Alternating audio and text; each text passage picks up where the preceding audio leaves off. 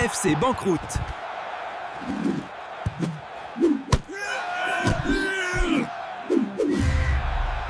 Et salut, on se retrouve sur les matchs de Ligue des Champions, pronostics sur les matchs du mercredi. Alors de Paris, le pari principal, un pari simple en combiné avec des victoires notamment de Karabakh, un Karabakh qui affronte l'Ajax qui n'a fait que perdre pour le moment en Ligue des Champions, qui ne marque quasiment pas, donc ce déplacement sur le terrain de Karabakh sera aussi compliqué. On a également Villarreal qui accueille Copenhague. Villarreal qui est troisième du championnat d'Espagne, qui est plutôt bien parti en Ligue des Champions, mais ils ont besoin de points, hein. Et Copenhague, surtout fort à la maison pour accrocher des nuls, mais en déplacement, c'est beaucoup moins bien. On a également la Juve contre Paphos. Alors Paphos, c'est pareil, hein, à domicile, des fois, ils arrivent à faire illusion.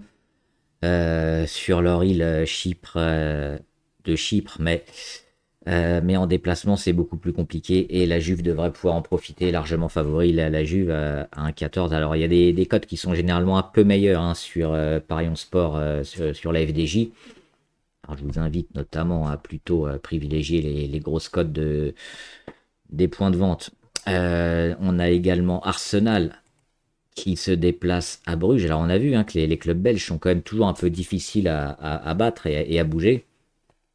Mais Arsenal, ils sont quand même au-dessus dans ce début de saison. Alors les matchs de décembre commencent à arriver, ça commence à être dur, mais on devrait peut-être aller chercher et valider une place dans le top 8 et peut-être le plus haut possible. On rappelle que les clubs qui finissent le plus haut vont recevoir sur les matchs de huitième, et plus on finit haut, plus on reçoit à la fois en quart et puis après en demi-finale. Donc c'est intéressant aussi de finir vraiment très haut dans ce classement. Ça permet d'avoir un parcours plus facile plus tard en Ligue des Champions. Donc Arsenal également vainqueur et Dortmund, Bodo Glimt, c'est la même chose. Alors c'est vraiment des gros favoris, hein.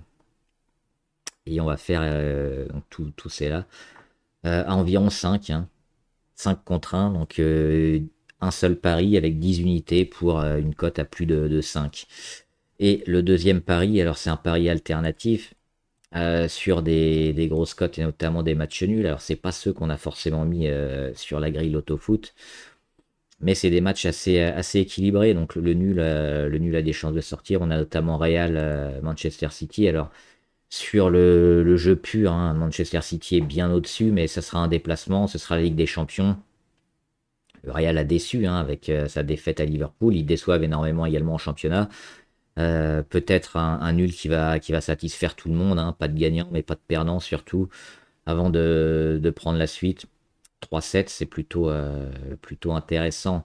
On a également Leverkusen-Newcastle, hein. On avait au début triplé ce match sur la grille Loto-Foot avant d'enlever le nul.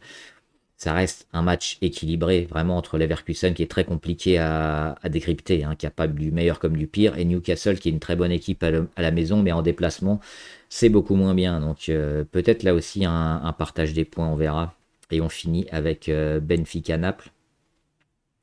Un match où... Alors, la cote Benfica est favori sur ce match. Pour moi, je mettrais plutôt un match équilibré ou du côté de Naples, hein, qui sont quand même beaucoup plus forts.